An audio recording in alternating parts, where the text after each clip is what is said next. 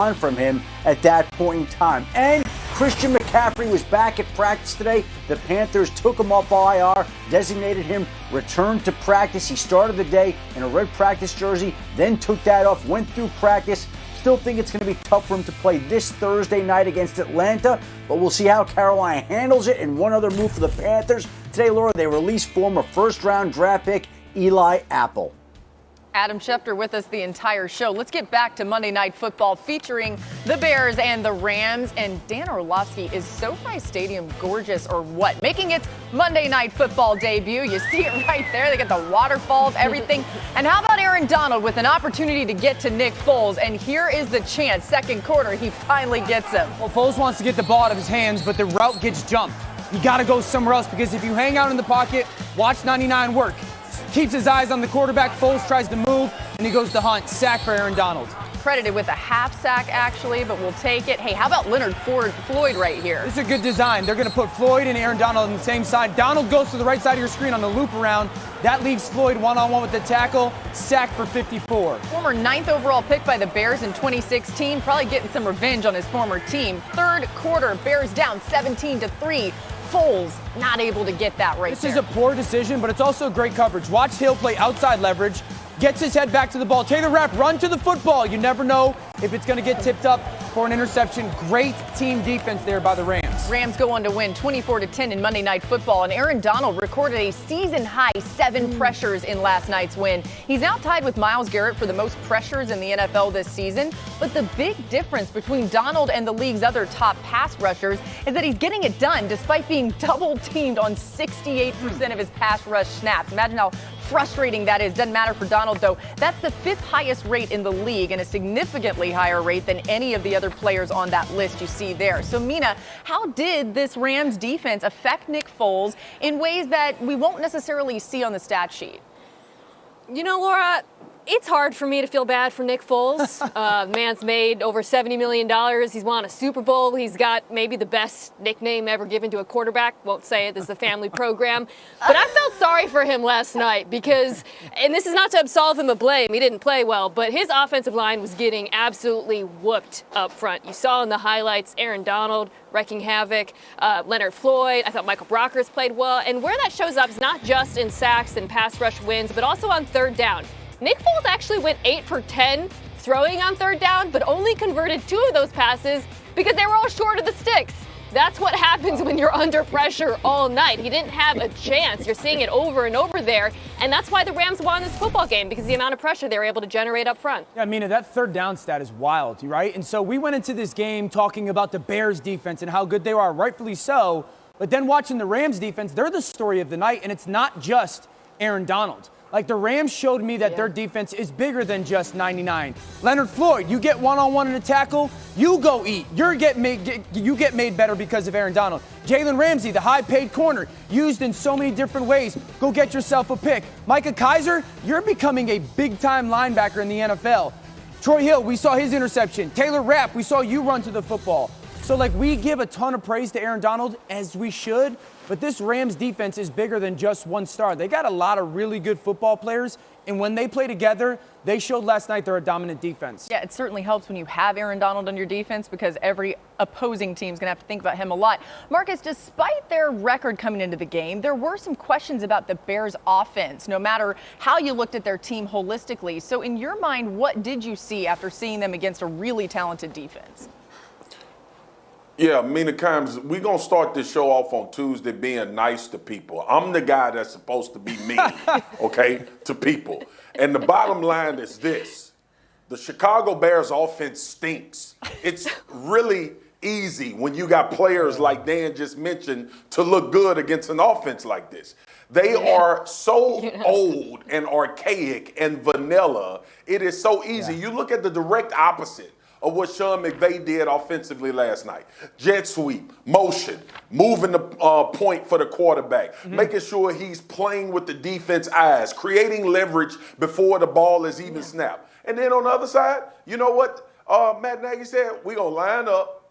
We're going to line up in the same formations we've been lining up in all season long, and we're going to get our head beat in by Aaron Donald. And the funny thing is, when Dan pointed out all of those plays those other guys made, 99 showed up.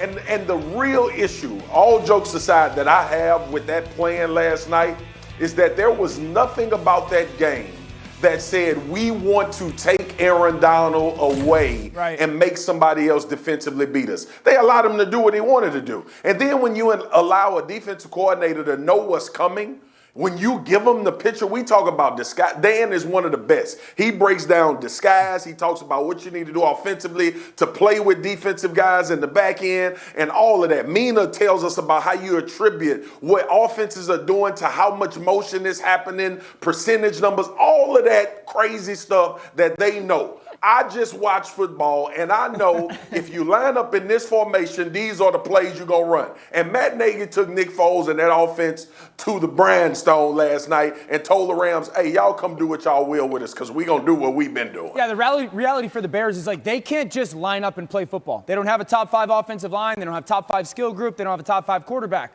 So the coach needs to be a difference maker. That's what Marcus is saying. Like the coach needs to be more creative to close the talent gap, and that's where the Bears are kind of missing the point on offense right now. Yeah, and Matt Nagy said today he does not intend to relinquish any play calling duties or make a change at the quarterback position, which of course they've already done this season, saying the problem not just one person. We're just getting started on NFL Live, so don't go anywhere. Derrick Henry joining us, and in true big man ballin' fashion, Marcus has got some of his favorite ballin' moments. King Henry himself here to talk about them. Plus, we're only 1 week away from the official trade. So, Adam, how will COVID and the protocols put in place around the NFL play a role in the timing of the trade deadline this year? Well, as you mentioned, 1 week from today is that actual deadline. It falls on Election Day, and we've already seen the fact that the pandemic is having an effect on trades across the league. Just last week, Baltimore essentially rushed through its trade with Minnesota to acquire Yannick Ngakoue so it could put him through 5 days of COVID protocol so he could be cleared in time to make his Ravens debut this Sunday against the Pittsburgh Steelers. And any team that's trading for a player will need to have that player go through 5 days of protocol. So if a trade went through today, the acquiring team would not have that player, in all probability, in time to play Sunday's game this week. So if you want a player, you have to trade from a little sooner, which is why we might see some trades at the end of this week prior to the deadline Tuesday, so that a team could have that player available in Week 9. Yeah, it's a good point. And even in recent history, the trade deadline's been heating up around that time in recent years. Over the last 3 years, there have been 22 trades within a week of the deadline. In the previous 7 combined years, there were only 19 such trades. Adam with us for the rest of the show. And let's get the other people here involved. Give me a contender that needs to make a move, each of you. Marcus, let's start with you. I'm going with the Kansas City Chiefs, and I know everybody's saying they don't need a damn thing. They could use Quentin Williams and make these 2 D tackles between him and Chris Jones improve this team. Look, this dude can play.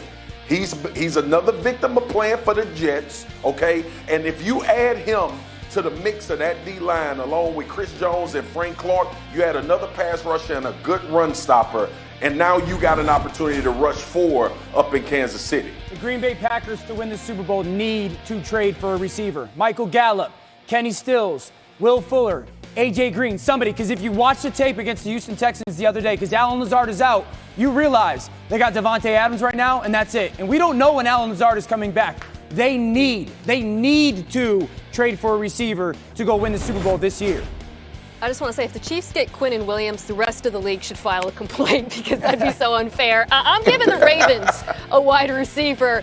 It's no secret that Lamar Jackson has not had the best year as a passer, and things he excelled at last season, throwing out of empty, throwing against the blitz, he's struggled at this year. I think it's because he needs a shifty slot receiver like a Jamison Crowder from the Jets or a Golden Tate from the Giants as a secondary option to Hollywood Brown. Yeah, Mina, the Ravens did make a move at wide receiver today, signing Dez Bryant to the practice squad. You see Bryant's tweet there. My emotions running high right now. I'm thankful I can't stop crying. I be on my beast mode. Looking for some room, finds it. 35-30. Touchdown, Titans! I run this place, but you already know. Yes, Derrick Henry made big man balling. He's an animal. I didn't say animal because he's different. Once the beat start to smash, it gets scary, bro. Here comes Henry to the left with a stiff arm. Throws a man down. Josh Norman, get you some. Be on my beast mode. Beast mode. Oh, Derrick Henry's been an absolute bulldozer for the Titans since the start of last season. He's recorded 1,268 yards after contact, including the playoffs. That's by far the most in the NFL over that span, over 300 yards more than the next closest player. It's clearly no easy feat to bring down King Henry. And we're now so glad to welcome Derrick Henry to the show today, joining us on behalf of Old Spice. And Derrick, we're basically just here to pump you up. We just talked about how great you are. Now we got even more of that here with Marcus Spears. So Marcus, take it away and show him some of his great plays. Yeah, actually, I've been seeing the big dog do this since Alabama, but I want to talk about him doing this against grown men that's trying to support their families. DH, 94 yards out the gate. Hey, bro, how do you not get caught? What is the 40, and do you ever think you're going to get caught from behind? Well, I ran the 4.5 at the combine. I think I'm faster than that. That's the last time I ran the 40. But I don't want to get caught from behind. So I think that's just what I be focused on when I be running. Just get to the end zone, get 6 points, and that's just the mentality. Once I break off the field, you got to get it, you got to go. Pick them up and put them down. Now look, this is going to be famous. It's going to be on highlights forever. When they do the draft this upcoming year, they're going to put you on here. What in the world made you do this to Josh Norman, man? Is this just reflex, or you was lining them up on the way out there? Yeah, whenever I was coming around the outside and it was me and him one-on-one, and I seen he was going to go high, so I was like, I got to give him a stiff arm. And when I did it, made sure that it was and by the time I realized it, I was out of bounds. I feel bad that we keep showing that for Josh Norman, but who cares, because it was dominant. All right, so recently you've been asked a lot about this even this year, Derrick, about the MVP race and your name being in that conversation, but you said, you know what, no, Ryan Tannehill should be the guy that you're talking about. What is it about your quarterback that you love so much? I think his leadership, each and every day, he comes to work, his approach to the game.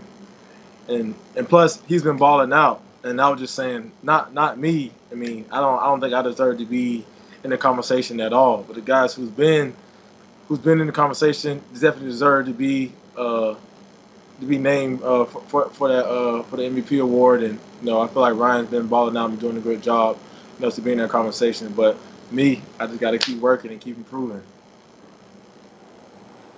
DH, legitimate question, man. You guys have an opportunity. You went into the playoffs deep last year. If you all are going to win a Super Bowl and you get to that game, what will the headline be? Will it be Derrick Henry rushes for 250 or Ryan Tannehill throws for 350 and 3 touchdowns? I think it'll be both. It'll be both of those headlines. I'm praying and wishing and hoping that we both be able to ball out and bring that Lombardi home. So keep speaking it, and we can keep working. Yeah, what are the conversations amongst your team right now about that quest to win it all this year for you guys? Yeah, I think we just focus on taking it 1 week at a time, focus on being 1-0 each and every week. We came up short last week against a great team who is now 6-0, and just focus on how can we be better than we were last week. What do we need to improve on as a team, and how can we grow, week after week, and by making each other better, how do we prepare throughout the week, get ready for Sunday. I want you to talk about Valentina a little bit, your little daughter. What has she meant to you, being a dad to her? How have you seen that change you and make you a better man? It's been the best gift, the best blessing God could ever give me.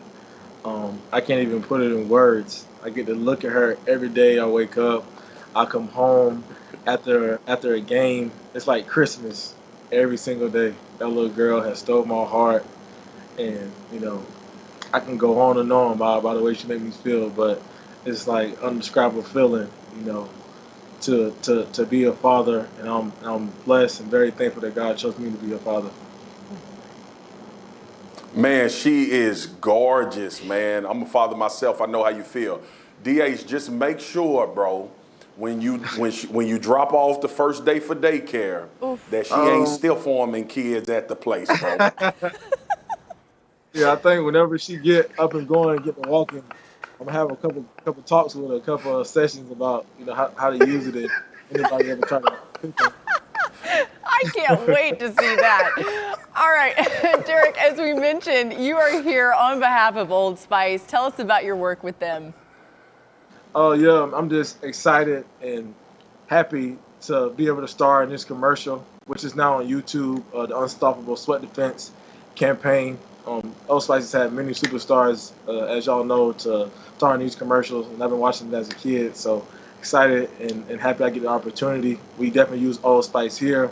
Old Spice is all in the locker rooms around the NFL and different stadiums, and the Old Spice Sweat Defense can give you the confidence to get through anything that comes your way on and off the field. And I'm just happy and blessed to be a part of it and finally have this commercial. Hey, you were being real humble about that MVP race earlier, but you currently lead the NFL with 663 rushing yards. Keep up the great work. Thanks for joining us on NFL Live, and teach that little girl a stiff arm as quick as you can, okay? Appreciate it, All bro. right, man. Thank y'all for having me. Appreciate y'all. We got more coming your way on NFL Live. Dan is taking us through a coaching clinic. Sean McVay doing something right, but what about Matt Nagy, Dan? I'm going to show you what it looks like when a coach doesn't. Wow, what a kick. Hekker has done it again. Are you kidding me, Johnny Hekker? Yeah. Play the guitar, Fred. Johnny's the best punter in the league and showed tonight. Best punter in the National Football League. You know, I think he deserves a game ball. It's just great to know that Aaron Donald knows my name sometimes. You know, the guy's such a star in this league. Oh, wow. Yes, punter love. Oh, we love this. Mina, we're very excited about this, but let's talk about Johnny Hekker and how does a performance like that help change the outcome of a game? Where to begin, Laura? I mean, the man, the myth, the legend, Johnny Hekker. They say Bigfoot doesn't exist, but I'm pretty sure I saw him in Los Angeles last night because Johnny Hekker was clobbering that thing. 4 punts downed inside the Bears' 10. It's the first time any punter has done it all season. And here's how it impacts the Bears' offense or an opposing offense. Look what they did afterwards when he punted it. This is, by the way, this is what we talk about when we talk about hidden yards. On average, when an offense starts from their own 10 versus their own 25, they lose half a point, which of course adds up over the course of a game. This is what winning in all 3 phases looks like, which is what the Rams did. They have the best punter in the NFL. He's one of the best punters in the history of the game. And yesterday on Monday Night Football, he truly put the special in special teams. Yeah, over the last 3 seasons, Hekker has pinned opponents inside their own 10-yard line 22% of his punts. That's the highest rate of any punter over that span. Incredible how he can affect the game. And let's continue on with that game last night on Monday Night Football. The Bears hoping Nick Foles could create a spark for their offense, but that hasn't been the case. Since taking over as the starter in Week 4, Foles ranks 29th in total QBR, 30th in yards per attempt, is tied for the most interceptions in the league over that span with 5. However, it may not be all Foles' fault. Chicago's offense has recorded a 41% pass block win rate since Week 4, the second worst rate in the league. Not getting a lot of help from the O-line. Last night on the broadcast, Brian Griese talked about a conversation he had with Foles about the play calling. We were talking to Nick Foles yesterday, and he said, sometimes play calls come in, and I know that I don't have time to execute that play call. And, I'm the one out here getting hit. Sometimes the guy calling the plays, Matt Nagy, he doesn't know how much time there is back here, and so that's something that they have to get worked out. That was definitely a miscommunication with Brian and I. We do these pregame conversations the day before the game just to give them information. That conversation, Coach Nagy and I have a great conversation on the sidelines. So there might be times where we go through it beforehand and say, hey, what do you think? And there's times where you got to get the ball out quick and whatnot. In that situation with Brian, it was just a miscommunication of words because that's not what I was trying to bring across in that conversation. Okay, so a little bit of clarification there from Nick Foles. But, Dan, we just heard that the coach and the quarterback might not be on the same page for the Bears. What does the tape from what you see say about Nagy's play call? Well, Matt Nagy doesn't know what the Bears are really good at offensively, and he also doesn't know of what to avoid when it comes to their offense. Something the Bears do well is play with tempo, and when they do, it usually leads to the best opportunity for scoring drives. Last night, 1st and 10. This is going to be the play-action pass where Foles drifts out to his right, throws back across his body, Cole Kmet for a huge conversion one-on-one downfield. Oh, great. Now we're going to watch Nick Foles jogging. This is the Bears offense playing with tempo. So they get up there again. 1st and 10. Let's just get lined up and get the defense kind of off balance a little bit. Foles gets out of the pocket, something they need to do more of. Play action pass. He creates. Great conversion. Now let's go to 2nd down. You're going to see Burt. Look at that signal. We're playing no huddle tempo football. They run it on 2nd down, get a yard, go no huddle again, get the 3rd and 2. Conversion for a 1st down. That's great. That's doing exactly what you should do. Now 1st and 10, for some reason, they huddle up. This is not who the Bears offense needs to be. They're going to go about 1:09 on the clock. You're going to see a run. And because they huddled, defenses can change their personnel, and all of a sudden, they get to 3rd and 5. Now look at the clock. The clock wore down, and they're in the huddle there at 3rd and 5. What they should have done was got to the line of scrimmage and ran a play. But they huddle, they go to the 2nd quarter. The Rams dial up a pressure. Ball has to come out because they can't protect it. And then it's a bang-bang hit, forcing a punt. That is a perfect example of Matt Nagy not having a feel for what they're good at. You just went down the field with tempo. Don't huddle. You're not good at it. And at the end of the 1st quarter, you should have ran to the line of scrimmage with about 20 seconds on the clock, got into formation, and tried to gather some information of what the Rams were going to do. Because if you lined up in that bunch, you might have seen the Rams showing pressure. The end of the 1st quarter comes, and then you have a plan for it. Hey, let's talk about that blitz that they were going to look at and how we want to defend it. Yeah, you were standing up for that whole thing, so I don't know why you just sat back down. You're about to stand back up again because on the flip side of this, McVay seems to have all the right answers dialed up for his offense. You said the gap between these two coaches is very large. Why? Whatever you think it is, times it by 100. Because Sean McVay knows exactly what the Rams are good at, and they major in it, and then he knows what they're not good at, and he totally avoids it. Last night, they're good at tempo, pre-snap motion, and then movement outside the pocket. So what you're going to see, no huddle offense. Jared gets the line of scrimmage. Dummy cadence. He's going to see the safety go back to the middle field. Great, you're going to play cover 3. So now we'll see the 2nd step. There's the no huddle. This is the 2nd step, pre-snap motion. Cooper Kupp, pre-snap motion's across, and while they do that, we're going to show you his scissors. Robert Woods sneaks out the backfield to the vacated spot in the zone. And what's the 3rd thing? Play action pass, moving the pocket outside. Jared Goff goes play fake. Look at all that space that they've now created because of those 3 steps and easy completion for their offense. They major in all 3 things. Now, what do they not do well? Drop back pass. Early on in this game, 3rd and 4. If I get into empty and I see you coming with a 6-man pressure, Jared Goff's like, no. We are not good at this. I'm not going to do this. So he's just going to walk up to the line of scrimmage, make a check to a little quick screen to the perimeter to Gerald Everett. And here's the thing. Sean McVay knows we are not good at that. I'm not going to expose my football team to anything bad. If we don't get the 1st down, I don't care. I'm just going to kick it out to Everett, and if I have to punt, I'll punt. But he knows that that's not what they're good at, and so he's not going to do it. That's why the gap is totally different.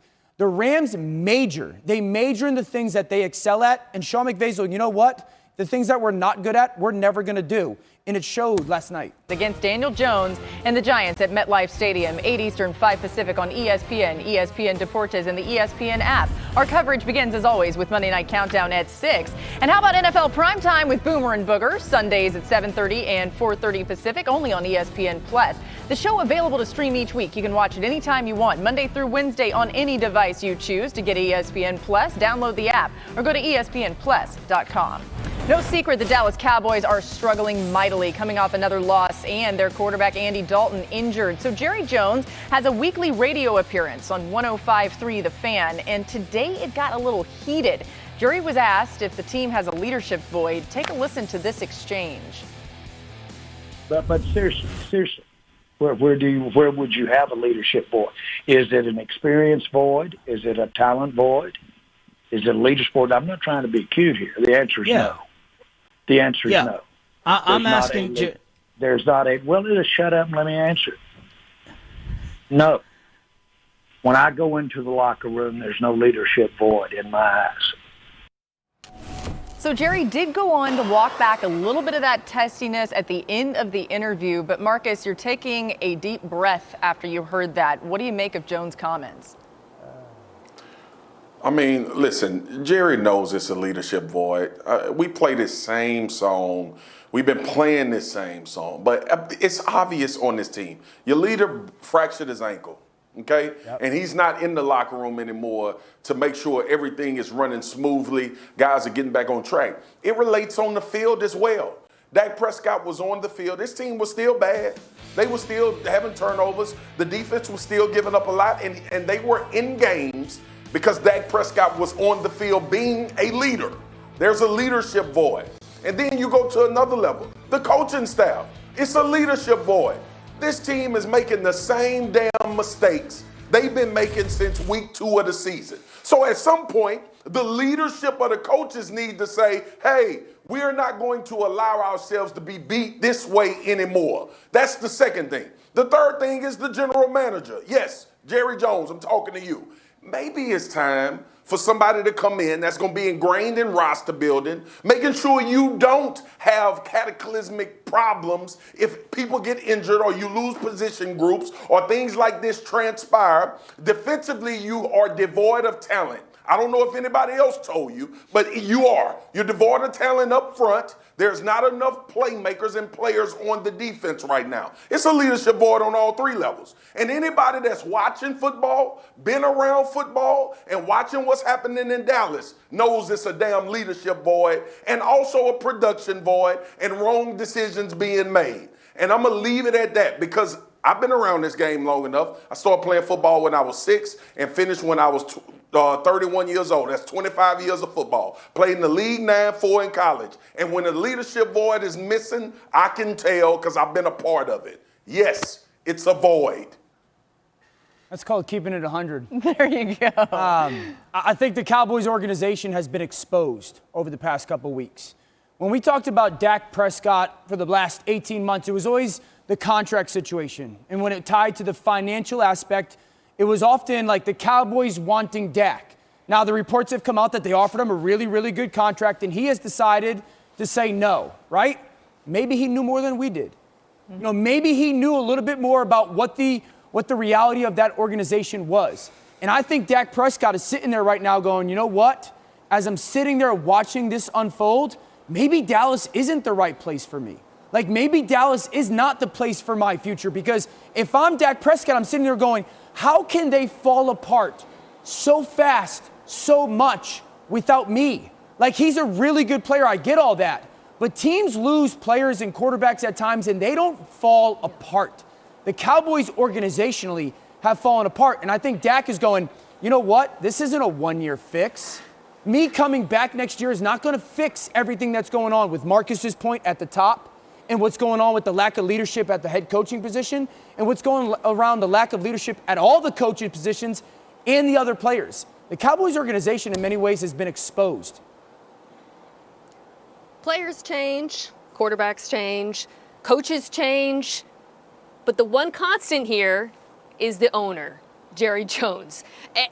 After he, sniped at that radio host, he apologized by saying, well, there's an old saying, if old man has a little money, you don't want to piss him off or something. I don't even think that's a real saying, by the way, and it's very syntactically confusing. But let's talk about that money, Jerry, and let's talk about how you spent it. Because in the year 2020, there is nothing more important in football than passing the ball and stopping the pass. Jerry Jones chose not to pay their quarterback who passes the football. I know they offered him a contract, but it wasn't what he wanted, okay? And meanwhile, he didn't invest money in stopping the pass and the right players. Ezekiel Elliott, they drafted before Jalen Ramsey, who we saw balling out last night. Mm-hmm. They paid him and Jalen Smith, let Byron Jones walk, and they can't pass the ball or stop the pass. It's not that complicated. It's not complicated. This is a poorly built football team, and you're seeing the consequences. Let's get Adam Schefter back in here for a little more context. And Shefty, the Cowboys were one of the first teams making a coaching hire last offseason when other teams were certainly looking around. But what led them to Mike McCarthy so quickly? Well, I think the fact that he had the track record he did in Green Bay, Laura, and the fact that he had taken off a year of football, studied the game, and they felt he was ready. And Mike McCarthy is an excellent football coach. There's no issue there. The issue is that they conducted a two-person search. They interviewed Mike McCarthy, they interviewed Marvin Lewis, and they called it a wrap. Now, if we go back over time, teams that conduct almost annual coaching searches seem to go through 6, 7 candidates. The executives conducting those interviews are away for a couple of weeks. The Dallas Cowboys last did a coaching search back in 2010, and the man they wound up hiring came from within the organization, Jason Garrett. So they knew him. So they really haven't gone out and talked to other candidates, younger, older, different perspectives. We don't know what they might have gained from doing a process like that. It can't hurt to listen in to hear what other qualified coaching candidates might say and think about your current roster. They were quick to wrap it up because they believed in Mike McCarthy. They felt he was the right man, and they didn't need to go any further. And so far, the results are what they are. A lot of people disgruntled, a lot of people pointing fingers, a lot of people